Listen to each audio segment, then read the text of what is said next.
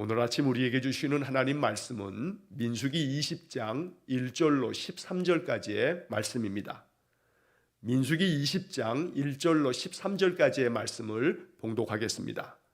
첫째 날에 이스라엘 자손 곧 온 회중이 신광야에 이르러 백성이 가데스에 머물더니 미리암이 거기서 죽음에 거기에 장사되니라. 회중이 물이 없으므로 모세와 아론에게로 모여드니라. 백성이 모세와 다투어 말하여 이르되 우리 형제들이 여호와 앞에서 죽을 때에 우리도 죽었더라면 좋을 뻔하였도다. 너희가 어찌하여 여호와의 회중을 이 광야로 인도하여 우리와 우리 짐승이 다 여기서 죽게 하느냐? 너희가 어찌하여 우리를 애굽에서 나오게 하여 이 나쁜 곳으로 인도하였느냐? 이곳에는 파종할 곳이 없고 무화과도 없고 포도도 없고 석류도 없고 마실 물도 없도다. 모세와 아론이 회중 앞을 떠나 회막문에 이르러 엎드림에 여호와의 영광이 그들에게 나타나며 여호와께서 모세에게 말씀하여 이르시되 지팡이를 가지고 내 형 아론과 함께 회중을 모으고 그들의 목전에서 너희는 반석에게 명령하여 물을 내라 하라. 내가 그 반석이 물을 내게 하여 회중과 그들의 짐승에게 마시게 할지니라. 모세가 그 명령대로 여호와 앞에서 지팡이를 잡으니라. 모세와 아론이 회중을 그 반석 앞에 모으고 모세가 그들에게 이르되 반역한 너희여 들으라. 우리가 너희를 위하여 이 반석에서 물을 내랴 하고 모세가 그의 손을 들어 그의 지팡이로 반석을 2번 치니 물이 많이 솟아나오므로 회중과 그들의 짐승이 마시니라. 여호와께서 모세와 아론에게 이르시되 너희가 나를 믿지 아니하고 이스라엘 자손의 목전에서 내 거룩함을 나타내지 아니한 고로 너희는 이 회중을 내가 그들에게 준 땅으로 인도하여 드리지 못하리라 하시니라. 이스라엘 자손이 여호와와 다투었으므로 이를 무리라 하니라. 여호와께서 그들 중에서 그 거룩함을 나타내셨더라. 아멘. 자, 민수기 20장의 말씀의 첫 단어는 첫째 딸에라고 하는 말로 1절이 시작합니다.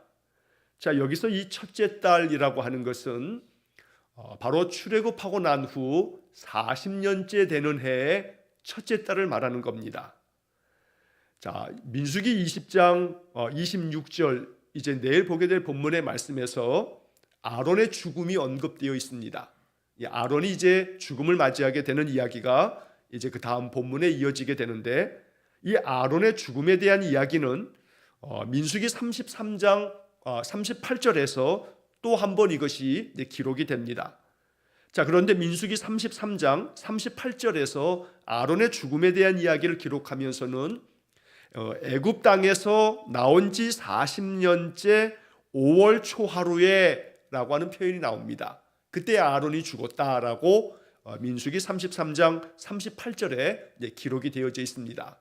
자, 그래서 민수기 33장 38절하고 오늘 본문 이 20장의 말씀하고를 같이 이렇게 합해서 보면 바로 아론이 죽은 해가 이 애굽 땅에서 나온 지 40년째 되는 해 5월 초하루에 아론이 죽게 되고 오늘 이 본문의 이야기는 그 40년째 되는 해의 첫째 달에 바로 있었던 그런 이야기입니다. 그래서 이 1절 말씀에서는 그 첫째 달에는 미디암이 죽고 그리고 넉 달이 지난 그 40년째 다섯째 달 5월에는 아론이 죽었다라고 하는 것을 우리가 이 민수기 20장과 또 33장의 이야기를 통해서 확인할 수가 있는 겁니다. 자, 그래서 이 첫째 달에라고 하는 이 말씀 속에서 벌써 이제 이스라엘 백성들이 출애굽한 지가 다 이제 40년째 되는 해라고 했으니까 이제 곧 그 해에 그들은 이제 말에 가나안 땅으로 들어가게 되는 그러한 일을 남겨둔 것입니다. 자, 그래서 우리가 그 앞에까지 있었던 그 쭉 말씀들은 이스라엘 백성들이 출애굽을 하고 시내산에 머물고 거기서 말씀과 율법을 통해서 말씀 훈련을 받고 성막을 통해서 예배 훈련 받고 그리고 난 다음에 쭉 광야를 지나서 가데스바네에 올라가서 가데스바네에서 정탐꾼을 보냈다가 40일 정탐하고 돌아온 그들의 보고를 들으면서 그들이 10명의 정탐꾼의 그 말 때문에 가나안 땅에 들어가는 것을 거부하면서 결국 그들이 38년의 세월 동안에 이 광야를 이렇게 방황하게 되는데 그 38년 동안에 그 광야에서 방황하는 그 이야기들은 민수기에서 그렇게 자세하게 다루고 있지 않습니다. 자, 그러한 이 광야 생활들이 얼마나 고통스럽고 힘들었을지는 충분히 짐작을 할 수 있습니다. 왜냐하면 오늘 본문의 말씀에서도 이렇게 40년 광야 생활을 다 지나고 40년째 되는 해에도 이스라엘 백성들이 이렇게 하나님 앞에 원망하며 왜 우리를 이 광야, 이 나쁜 곳으로 데리고 나와서 여기서 죽게 하느냐고 계속해서 하나님 앞에 불평하는 모습을 보여주고 있기 때문입니다. 자, 그래서 오늘 본문의 말씀을 통해서 우리가 깨달아야 할 영적 교훈들이 참 많은데 이 말씀을 마음 깊이 묵상하면서 이 말씀들 가운데서 내가 마음 가운데 붙들어야 할 말씀들을 마음속에 깊이 생각하는 귀한 아침이 되기를 간절히 축원합니다. 자, 먼저 본문의 1절의 말씀은 미리암의 죽음에 대한 이야기입니다. 자, 40년째 되는 해 첫째 달에 이스라엘 자손 온 회중이 신광야에 이르렀다. 자, 이 신광야는 이미 이스라엘 백성들이 출애굽한 후에 다 거쳐왔던 곳입니다. 자, 그들은 이 시나이 반도 땅에서 거의 40년 동안을 계속해서 이리 옮기고 저리 옮기고 또 왔던 곳을 또다시 돌아가고 그러면서 계속된 방황의 세월을 보냅니다. 그리고 그들이 당도한 것이 가데스에 머물더니라고 말씀합니다. 자, 이 가데스라고 하는 것은 우리가 이미 앞에서 가데스 바네아에서 정탐꾼을 보냈다 했는데 그 가데스 바네아라고 하는 명칭으로도 또 가데스라고 하는 명칭으로도 사용이 됩니다. 그러니까 정탐꾼을 보냈던 바로 그곳으로 또다시 돌아오게 됐던 겁니다. 자, 여기서 머물고 있을 때 미리암이 거기서 죽었다. 그리고 거기서 장사를 지냈다라고 말씀합니다. 미리암은 모세의 누나입니다. 우리가 출애굽기를 읽을 때 모세가 태어났을 때 그 애굽의 바로 왕 때문에 남자 아이들을 살려둘 수가 없어서 그 모세의 어머니 요게벳이 이 어린 태어난 이 아기를 숨겨서 키우다가 더 이상 숨길 수가 없어서 나일 강변으로 떠나보낼 때에 그때 이 나일 강변에서 이 아기가 어떻게 되나 하고 지켜봤던 것이 그의 누이 미리암이었습니다. 그러니까 모세보다는 나이가 훨씬 많은 이 미리암이 이제 성경에 이렇게 기록이 되는데 사실 이 미리암은 참 위대한 여성입니다. 성경에서는 이 미리암이 출애굽기 15장 20절 말씀을 보면 성경에서 최초로 선지자라고 불려졌던 그런 사람이 바로 미리암입니다. 처음으로 여자들 가운데서 선지자라고 하는 칭호를 받은 여성이 미리암이었던 겁니다. 그래서 미리암은 출애굽의 그 과정 속에서 여성 지도자로서 모세와 합력해서 이스라엘 백성들을 이끌어가는데 굉장히 중요한 역할을 했던 사람이 틀림이 없습니다. 물론 그랬던 미리암조차도 실수하였던 바가 있습니다. 우리가 이미 앞에서 민수기 12장에서 읽었던 것처럼 미리암의 마음 가운데 영적인 교만함이 생겨지면서 하나님께서 모세와만 말씀하셨느냐, 우리와도 말씀하시지 않았느냐라고 하는 모세의 지도력에 대한 도전을 하다가 그가 하나님께로부터 징계함을 받아서 그저 나병이 걸렸던 때도 있었습니다. 자, 그렇지만 이 미리암의 인생의 삶이라 하는 것은 전체적으로 보았을 때 그가 비록 실패하고 실수할 적도 있었지만 그러나 하나님 앞에서 그는 신실한 여선지자로서 이스라엘을 이끌어가는 중요한 그러한 지도력을 발휘해 왔던 겁니다. 그러나 역시 마찬가지로 미리암도 또 아론도 그리고 또 모세도 이 출애굽 1세대는 거의 여호수아와 갈렙을 제외하고는 다 이 광야에서 죽음을 맞이하게 됩니다. 자, 이 1절에 이 미리암의 죽음이 있고 난 후에 이스라엘 백성들은 또다시 병이 도집니다. 그저 원망하고 불평하는 병은 그들에게 있어서 이 광야 40년째가 되었음에도 불구하고 여전히 이게 치유가 안 되는 아주 불치병 같은 그런 모습을 보여주고 있습니다. 자, 2절 말씀을 보시면 회중이 물이 없으므로 모세와 아론에게로 모여드니라. 자, 당연히 광야를 지나가는 이 광야라는 말은 사막이라고 하는 말과 같은 말입니다. 사막에 물이 있을 턱이 없습니다. 그러니까 항상 물이 없음으로 인하여서 참 괴로움을 많이 겪었던 그런 광야 생활입니다. 그러니 모세와 아론에게 또다시 모여서 그들이 또 원망하고 불평합니다. 자, 3절 말씀에 보면 백성이 모세와 다투어 말하여 이르되 모세와 다투었다라고 하는 이 말씀은 그들의 부모 세대인 출애굽 1세대가 보여줬던 그런 많은 이야기들하고 너무나 닮았습니다. 모세를 향하여서 그들이 계속해서 다투면서 얼마나 많은 못된 말들을 쏟아냈겠습니까?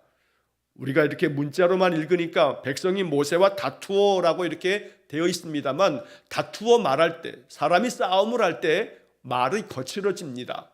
싸움을 하면 속에 있는 말 없는 말 그냥 다 토해냅니다. 그러면서 이렇게 싸움을 벌이는 건데, 백성이 모세와 다투는 이 순간에 아마 백성들은 모세를 향해서 엄청나게 많은 비난의 말들을 쏟아냈을 겁니다. 인격을 모독할 만한 말도 아마 쏟아냈을 겁니다.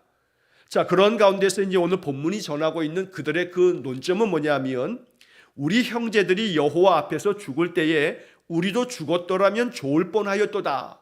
여기서 우리 형제라고 하는 것은 바로 출애굽 1세대를 말하는 겁니다. 자, 우리 조상들이 우리 부모 세대가 또 우리 형제들 가운데서 그들이 이 광야에서 죽을 때 그냥 우리도 모두 다 그냥 죽었으면 좋았을 뻔했다라고 이렇게 비난을 하면서 모세에게 이야기를 하는 겁니다. 우리도 죽었더라면 좋을 뻔하였도다. 이것은 결코 복음의 말이 아닙니다. 아무리 인생이 괴롭다 할지라도 아이고 내가 그때 죽었어야 했는데 라고 하는 생각은 주님이 주시는 마음이 결코 아닙니다. 자, 이스라엘 백성들이 이렇게 말하는 것은 우리가 참으로 이 광야에서 죽었던 그 사람들처럼 우리도 그냥 다 죽었더라면 좋았을 뻔했는데 라고 하는 것은 하나님 앞에서 하나님을 기쁘게 하는 말이 아닌 하나님의 마음을 아프게 하는 그런 말입니다.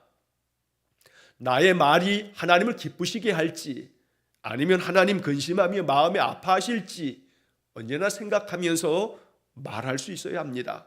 내가 하는 말이 참으로 이것이 은혜로운 말이 될지, 내가 하는 이 말이 사람들에게 들려질 때 그들의 마음속에 이것이 참 마음에 힘을 북돋아주는 용기 있는 말이 될지 아니면 정반대가 될지를 분별할 줄 아는 영적인 분별력이 우리에게 있어야 되는 겁니다.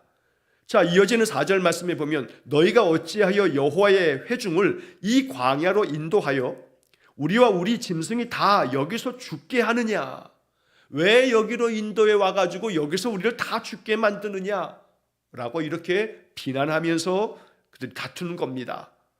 여호와의 회중을 이 광야로 인도하여 라고 되어 있는데 그들을 스스로가 자기 자신들을 여호와의 회중이라고 말하지만 과연 여호와의 뜻을 따라서 하나님께서 명하시는 말씀을 준행하며 하나님의 마음을 헤아리면서 그렇게 살아가는 회중인지, 참으로 말은 여호와의 회중이라고 하면서 늘 여호와 앞에 원망하고 불평을 쏟아내는 그런 사람들임에도 불구하고 자신들을 여호와의 회중이라고 말하면서 니들이 어찌하여 이 여호와의 회중을 이 광야로 인도해서 여기서 우리를 다 죽게 만드느냐라고 말하는 겁니다. 광야로 인도하여 지금 그들의 모든 길을 가나안 땅까지 인도해 가는 모든 것들이 하나님의 인도하심임을 그들이 모르지 않습니다. 알고 있습니다. 그러나 이렇게 다툼을 벌이면서는 그저 알고 있는 것이든 아니면 그것도 다 부정하면서 있는 말 없는 말을 다 쏟아내는 겁니다. 왜 여기까지 데리고 와서 우리를 죽이느냐는 겁니다. 자, 여기서 4절 말씀의 첫 말이 너희가 어찌하여 라고 되어 있는데 그 다음에 5절 말씀도 보면 너희가 어찌하여 또 이렇게 얘기합니다. 어째서 우리를 여기까지 인도해서 여기서 죽게 하느냐? 이 사막 한가운데서 왜 우리를 죽게 만드느냐? 라고 이렇게 비난을 하는 겁니다. 자, 이어지는 5절 말씀에서 너희가 어찌하여 우리를 애굽에서 나오게 하여 이 나쁜 곳으로 인도하였느냐? 애굽에서 그들이 너무나 많은 고통 속에서 부르짖었기에 하나님이 그들의 그 부르짖는 소리를 들으시고 인도하신 겁니다. 그게 그들의 부모 세대인 겁니다. 이렇게 한 세대가 지나가면서 출애굽 2세대의 입에서 나오는 것은 너희들이 우리를 어찌해서 애굽에서 나오게 해서 이 나쁜 곳으로 인도하였느냐? 나쁜 곳으로 인도했다고 지금 그들이 이렇게 말하고 있습니다. 이곳에는 파종할 곳이 없고 무화과도 없고 포도도 없고 석류도 없고 마실 물도 없도다. 없도다. 없다는 말을 5번이나 합니다. 그래서 나쁜 곳이라는 겁니다. 이러한 것들이 없으니 우리가 제대로 먹을 수도 없고 마실 수도 없고 삶을 제대로 누릴 수가 없으니 이 나쁜 곳으로 왜 인도했냐고 그들이 이렇게 원망하며 불평하며 모세를 향해서 온갖 말로 비난하며 이렇게 하나님과 그들의 그 인도자인 모세와 아론을 향하여 다투면서 대적했던 겁니다. 자, 여기서 이제 우리가 한 가지 마음에 묵상해야 할 것은 과연 이들의 말이 옳은가 하는 겁니다. 물론 일부분을 보면 옳은 것처럼 여겨질 수도 있습니다. 자, 여기 표현처럼 파종할 곳도 없고 무화과도 없고 포도도 없고 석류도 없고 마실 물도 없도다. 없는 것 투성이니까 분명히 그 광야는 나쁜 곳임에 틀림없습니다. 인간적으로 바라보면 분명히 나쁜 곳이라고 말할 수 있습니다. 그러나 과연 모든 것이 없을 때에 없는 것은 항상 다 나쁜 곳인가? 라고 하는 질문을 다시 한번 내 자신에게 던질 수 있어야 합니다. 만약 그렇다면 모든 것들이 다 있으면 그건 정말로 좋은 곳인가? 모든 것이 다 있어서 어느 것 하나 부족함 없고 어느 것 하나 모자람 없는 그런 상태를 가지고 산다면 그건 정말로 좋은 곳인가? 그러나 항상 그렇지 않음을 기억해야 합니다. 모든 것이 이것도 있고 저것도 있고 이것도 있고 모든 게 다 있으면 이제 그들의 마음속에는 하나님이 필요 없습니다. 그리고 하나님 등지입니다. 모든 것이 넉넉한 사람들에게 있어서 하나님은 아무 소용없는 그냥 신이어도 신이라 여기지 않는, 그래서 모든 것이 있는 사람들에게 하나님이 반드시 있어야 한다라고 하는 마음은 점점 더 사라지게 되는 겁니다. 없기 때문에 이것도 없고 이것도 없고 이것도 없고 다 없는 것밖에 없다, 이런 마음이 되어질 때 이것이 참으로 불편한 거는 사실입니다. 그러나 항상 불편한 것이 언제나 불행하다고 여기면 우리는 하나님의 사람들이 아닙니다. 없지만, 그래서 불편하지만 그럼에도 불구하고 그곳에 하나님 나와 함께 계시니 나는 여기가 좋은 곳이다 라고 선포할 줄 아는 사람, 이 사람이 믿음의 사람입니다. 그래서 오늘 우리는 이 본문의 말씀을 읽으면서 이 5절의 말씀을 읽을 때 또 한 가지 떠올려야 할 말씀이 있습니다.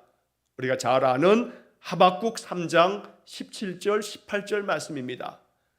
자, 구약의 선지서의 하박국 선지자가 우리에게 준 말씀 속에 하박국서 3장 17절 18절에 이런 말씀이 기록되어 있습니다. 비록 무화과 나무가 무성하지 못하며 포도나무에 열매가 없으며 감람나무에 소출이 없으며 밭에 먹을 것이 없으며 우리의 양이 없으며 외양간에 소가 없을지라도 나는 여호와로 말미암아 즐거워하며 나의 구원의 하나님으로 말미암아 기뻐하리로다. 나는 여호와로 말미암아 즐거워하며 나의 구원의 하나님으로 말미암아 기뻐하리로다. 이러한 고백을 하박국 선지자가 고백할 때 그가 말하는 내용 중에도 없으며 이 없다는 말이 5번 나옵니다.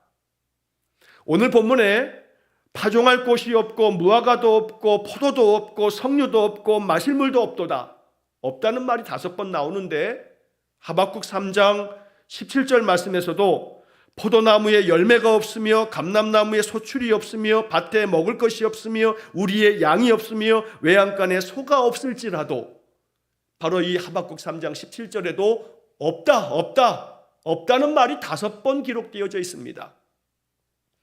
여기에는 민수기 20장의 오늘 이 본문의 말씀과 하박국 3장의 말씀이 아주 중요한 대조를 이루고 있는 겁니다. 이 출애굽 2세대는 광야 40년을 지나면서 하나님의 은혜를 많이 경험했지만 여전히 없는 것 가지고 하나님께 원망하며 하나님을 대적하고 있었던 겁니다. 심지어 애굽에서 그들을 구원하여 내셔서 가나안 땅으로 나아가도록 만드시는 이 하나님의 구원 역사조차도 부정하는 말을 하고 있는 겁니다. 왜 애굽에서 우리를 인도해서 이 광야에서 이 나쁜 곳에서 죽게 하느냐라고 하는 것은 단순히 모세와 아론에 대한 그런 원망이 아닌 하나님을 향한, 하나님의 그 출애굽의 구원 역사에 대한 반역이었던 겁니다. 자, 그래서 이제 우리가 마지막 본문 그 뒤에 보게 되면 하나님께서 이 모세를 통해서 그들에게 말씀하신 10절의 말씀에서는 반역한 너희여 들으라 라고 말씀하고 있습니다. 모세는 이스라엘 백성들을 향해서 반역한 너희여 들으라, 이 반역한 너희는 들으라 라고 할 때 이스라엘 백성들의 그 반역은 다름 아닌 하나님의 그 출애굽의 구원 역사를, 이렇게 그들을 어찌해서 이 광야로 데리고 나와 우리를 죽게 하느냐, 없는 것 투성이인 이 나쁜 곳으로 인도했다. 그러면 하나님의 지금까지의 인도하심이 나쁜 곳으로 인도한 아주 나쁜 하나님이라고 되어진다면 이거 하나님에 대한 그런 반역이라고 모세가 이렇게 백성들을 책망하며 말씀하고 있는 것입니다. 오늘 아침 그러므로 이 말씀을 마음 깊이 묵상하면서 참으로 내 삶에 없는 것이 많아서 이것도 없고 이것도 없고 이것도 없고 저것도 다 없을지라도 그 많은 없는 것들 때문에 내 삶이 너무나 불편하고 너무나 괴로움이 많이 쌓여진다 할지라도 없는 것으로 말미암아 내 삶이 나쁜 곳이고 하나님이 나를 이렇게 인도하셨고 이러면서 원망하는 어리석음을 범치 말아야겠습니다. 그래서 오늘 아침 반드시 하박국 3장 17절 18절 말씀을 여러분 마음속에 계속해서 찾아 읽으시면서 우리의 마음 가운데 없는 것이 많지만 모자란 것 투성이지만 그러나 나는 여호와로 말미암아 즐거워하며 나의 구원의 하나님으로 말미암아 기뻐하리로다 늘 선포할 때에 우리의 삶에 하나님의 평강이 임하게 됩니다. 그러면 어떠한 삶에 있어서의 모자람과 부족함과 없는 것조차 우리의 마음에는 아무런 문제가 되지 않습니다. 더러 인생의 삶에 많은 불편함이 있고 또 여러 가지 마음속에 괴로움이 찾아올 때가 있을 수 있습니다. 그러나 하나님께서 그 모든 것들이 오히려 감사가 되도록 우리의 삶을 인도하실 것입니다. 그래서 하나님을 더 간절히 찾는 마음, 그 믿음의 마음을 우리에게 더 충만하게 부어주시면서 인생의 삶이 여호와 하나님 나와 함께 계심으로 이 모든 것들 넉넉히 이기도록 하나님 역사해 주실 줄로 믿습니다. 자, 모세와 아론이 회중들의 그 모든 비난과 많은 그 욕설들을 들으면서 이제 이 회중 앞을 떠나서 모세와 아론이 어디로 가냐 하면 하나님의 성막으로 갑니다.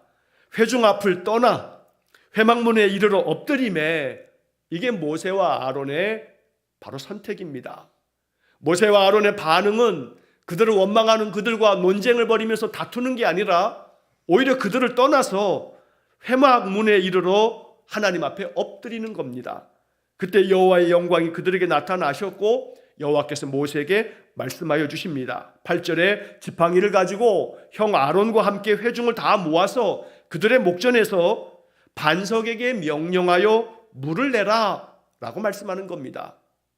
자, 모든 회중들을 다 모은 다음에 반석에게 명령해서 물을 내라. 네가 그 반석이 물을 내게 하여 회중과 그들의 짐승에게 마시게 할지니라. 그 반석에서 물을 내도록 하나님께서 이렇게 모세와 아론에게 말씀을 하십니다.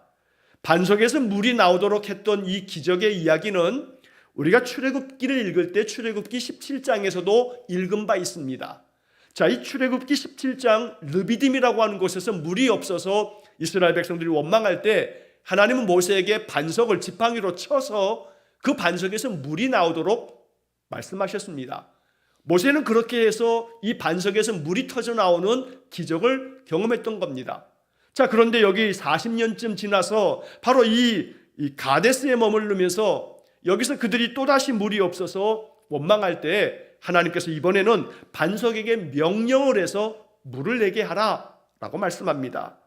자, 그런데 어쩐 일인지 안타깝게도 그 다음 이어지는 9절 말씀에 보면 모세가 명령대로 여호와 앞에서 지팡이를 잡고 그리고 모세와 아론이 회중들을 다 반석 앞에 모읍니다. 자, 그리고 하는 말이 모세가 그들에게 이렇게 말합니다. 반역한 너희여 들으라. 우리가 너희를 위하여 이 반석에서 물을 내랴. 그러면서 모세가 그의 손을 들어서 지팡이를 가지고 반석을 2번 내리칩니다. 자, 반석을 2번 치니 물이 많이 솟아나오므로 회중과 그들의 짐승이 마셨다. 자, 여기까지 보면 그냥 물이 나왔구나, 하나님 말씀대로 물이 터져 나와서 그들의 목마름이 해결됐구나 라고 싶습니다만 여기에 문제가 있었던 겁니다. 하나님은 모세에게 분명히 반석에게 명령해서 물을 내라 했는데 모세는 반석을 지팡이로 2번을 쳐서 물을 냈던 겁니다. 이게 왜 문제냐 하면 이제 그 다음에 나오는 12절 말씀에서 여호와께서 모세와 아론에게 말씀합니다. 너희가 나를 믿지 아니하고 이스라엘 자손의 목전에서 내 거룩함을 나타내지 아니한 고로 너희는 이 회중을 내가 그들에게 준 땅으로 인도하여 드리지 못하리라. 다시 말하면 모세와 아론이 다 이스라엘 백성들을 가나안까지 데리고 같이 들어가지 못할 거다.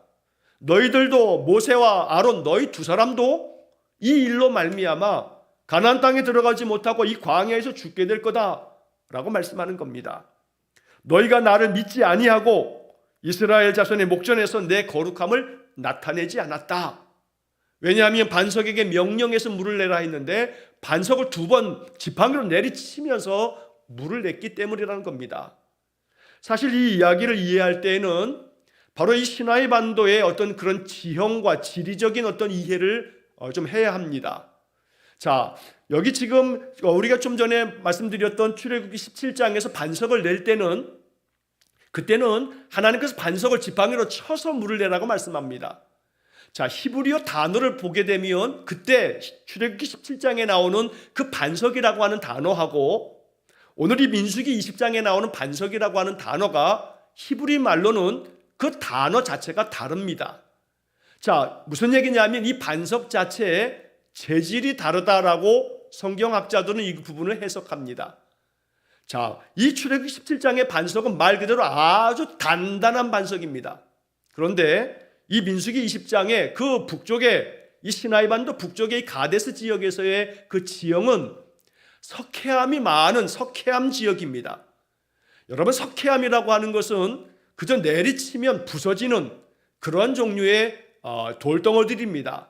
쉽게 말하면 여러분, 시멘트로 만든 이 블록이라고 하는 것이 그냥 내리치면 그 시멘트가 아무리 굳어도 그냥 깨져버립니다. 화강암 같이 아주 강한 반석이 아닌 이 시멘트 같은 이 석회암 이 돌덩어리들은 그저 무언가로 하나 내리치면 그저 부서지는 그런 성질을 가지고 있는 겁니다.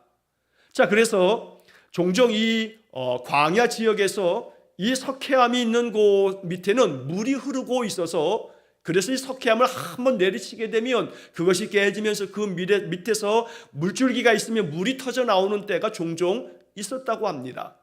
자, 그래서 광야에서 목자들은 석회암 지역에 물이 좀 흐르지 않는가 하는 생각을 많이 가졌기 때문에 석회암 지역에서는 그 반석을 그 석회암 덩어리를 지팡이를 내리쳐서 물을 내는 그런 일들이 종종 있었던 겁니다.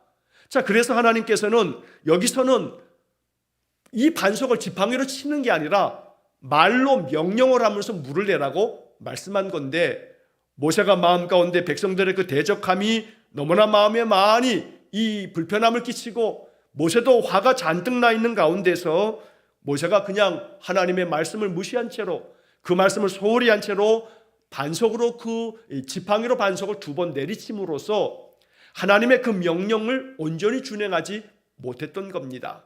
그래서 하나님의 영광을 그 하나님의 거룩함을 나타내지 않았다라고 하는 것은 이렇게 너희들이 지팡이로 내리치면 자연적으로도 종종 나타나는 현상이 되게끔 만들었기 때문에 여기서는 그냥 말씀으로만 명령해서 반석이 물이 터져 나오도록 그렇게 해야 된다고 하나님 말씀하셨지만 모세가 그렇게 하지 않았던 겁니다. 말씀 앞에서의 온전한 순종이 필요했는데 모세는 그렇게 하지 않으므로 자기의 감정을 드러내면서 그 마음의 격한 감정으로 지팡이로 반석을 2번 내리치면서 하나님이 자비를 베풀어 물은 나왔으나 그러나 하나님의 거룩함을 그 영광을 나타내지 못했다고 모세와 아론을 책망하고 있는 것입니다. 그리고 마지막 13절 말씀에서 이렇게 이스라엘 자손이 여호와와 다투었으므로 그곳의 이름을 무리바, 바로 이 무리바라고 하는 말은 다툼이라고 하는 뜻입니다. 그 지역을 무리바라고 불렀다는 겁니다. 자, 이 민수기 20장 1절로 13절의 말씀은 우리에게 여러 가지 많은 영적 교훈을 가져다 줍니다. 앞서 말씀드린 것처럼 이스라엘 백성들의 이 계속되어지는 원망, 40년이 지났음에도 불구하고 그 부모 세대와 같이 똑같은 원망을 일삼는 이 백성들을 바라보면서 원망과 불평이 습관이 되어서는 안 되겠습니다. 부모 세대는 그 자녀 세대가 혹여라도 나의 못된 습관, 나쁜 습관을 그들이 그저 자기들도 모르는 사이에 따로 배우지는 않을까, 그렇게 두려운 마음으로 항상 나 자신의 그 습관이 거룩한 영적 습관 되도록 힘써야겠습니다. 또한 동시에 내 가지고 있는 나도 모르는 사이에 내게서 툭툭 튀어나오는 나의 이 습관들이 참으로 하나님을 기쁘시게 하지 못하는 것이 된다면 마음 가운데 깊이 회개하며 항상 하나님 앞에 깊이 기도하면서 언제나 내 삶이 하나님 앞에서 나의 입술의 말과 내 모든 행실이 하나님께 기쁨이 되며 하나님 칭찬하실 아주 좋은 신실한 믿음의 성도가 되도록 늘 말씀 안에서 나 자신을 다듬어 가야겠습니다. 없는 것 투성이인 인생이지만 그 삶이 나쁜 곳으로 인도했다고 하나님 원망함이 아니라 여기에도 하나님 함께 계시면 내가 하박국 선지자처럼 이것도 없고 다 없는 것 투성이지만 여호와로 말미암아 내가 즐거워하며 구원의 하나님으로 말미암아 내가 기뻐하겠다고 선포할 줄 아는 믿음의 사람들 되시기를 간절히 축원합니다. 자칫하면 모세처럼 그저 출애굽 17장에 그 반석을 내리쳤던 경험 때문에 그저 이번에도 반석을 내리치면 되겠지 하는 그 경험이 자칫 하나님의 말씀을 소홀히 하거나 그 말씀을 그냥 가볍게 흘려버릴 수도 있습니다. 그래서 하나님 내게 말씀하시면 주의 깊게 그 말씀을 경청하고 그 말씀대로 준행하는 믿음의 삶이 될 때 하나님께서 영광을 받으시고 하나님의 역사하심이 그 속에 나타날 줄로 믿습니다. 언제나 이 민수기 20장의 이 말씀을 읽을 때마다 내 신앙의 삶이 온전히 여호와를 믿고 그 말씀을 준행하는 귀한 믿음의 삶이 되시기를 주의 이름으로 간절히 축원합니다. 기도하겠습니다. 자비로우신 아버지 하나님, 민수기 20장의 말씀 속에서 우리를 가르치시는 주의 영적 교훈이 마음에 깊이 새겨지게 하시고 이 말씀을 통해서 우리의 믿음이 온전해지도록 주의 성령께서 친히 우리 성도들의 마음 그 중심을 움직여 주시고 날마다 주의 말씀대로 순종하는 귀한 성도들 되게 해 주옵소서. 오늘 한 날 주님의 은혜 안에 보내고 내일 거룩한 주일 아침에 우리 성도들이 공동체의 예배로 함께 모여 하나님께 영광 돌리는 귀한 마음들 허락하여 주옵소서. 한날의 삶을 주님께 의탁하오며 예수님 이름으로 기도하옵나이다. 아멘. 우리 구주 예수 그리스도의 은혜와 하나님 아버지의 극진하신 사랑과 성령의 교통하심이 날마다 내 삶을 늘 선한 것 좋은 것으로 인도하시는 여호와 하나님의 그 인도하심을 따라 늘 그 말씀 경청하여 주의 말씀 준행하기를 간절히 소망하며 기도하는 머리 숙인 귀한 성도들 위해와 저들 가정과 온 가족들 위해 우리 성도들의 모든 인생의 삶 속에 영원토록 함께 하시길 축원하옵나이다. 아멘.